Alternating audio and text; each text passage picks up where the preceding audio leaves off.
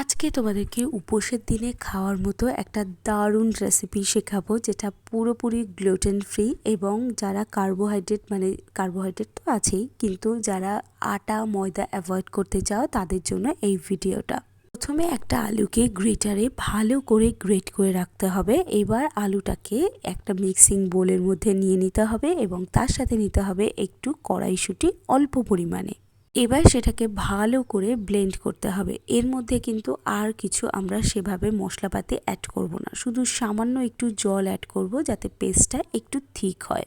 এবার দেখো আমার পেস্টটা রেডি হয়ে গেছে। এবার পেস্টটাকে আমি একটা মিক্সিং বোলের মধ্যে নিয়ে নেব। এবার নেক্সট স্টেপে যাব।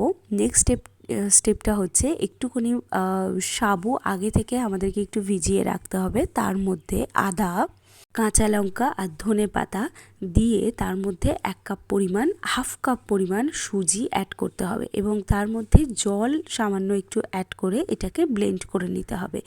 আগে আমার একটা ব্লেন্ড ছিল আলু আর কড়াইশুঁটির। এবার বাকি ব্লেন্ড করা জিনিসটাকে আমরা ট্রান্সফার করে নেব একটা এরকম বড় টাইপের পাত্রের মধ্যে। এর মধ্যে অল্প একটু নুন, ধনের গুঁড়ো, লাল লঙ্কার গুঁড়ো, গোলমরিচ গুঁড়ো, মশলা যে যার নিজের মতো অপশনাল, এটা দিতেও পারো নাও দিতে পারো, দিয়ে এবার প্রত্যেকটা যে ব্লেন্ড করেছি জিনিস সেগুলো সব একসাথে মিক্স করে নেব।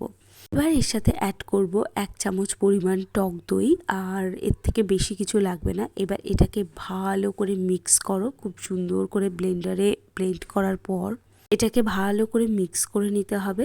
মিক্স করার পর কিন্তু তোমাদেরকে এটা কিছু সময়ের জন্য রেস্টে রেখে দিতে হবে, যাতে এই সমস্ত উপকরণটা একটু ফুলে যায় এবং এটা যেন যে বাইন্ডিংটা সেটা যেন ভালো করে হয়ে যায়।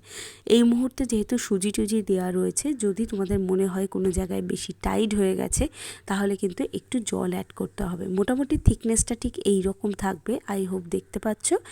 আর এখানে কিন্তু এই যে কোয়ান্টিটিতে আমি জিনিসপত্র দিয়েছি সেই কোয়ান্টিটিতে কিন্তু আমরা প্রায় 4-5টা রুটি বানিয়েছিলাম আমরা। আর তোমরা যদি কম খেতে চাও তাহলে কমও বানাতে পারো, তবে এটা একটা হেলদি অপশন। এটা তোমরা ডেফিনেটলি রেগুলারের মিলে রাখতে পারো, ভীষণ হেলদি এটা। এবার সাইড থেকে একটু অয়েল দিয়ে দেবে।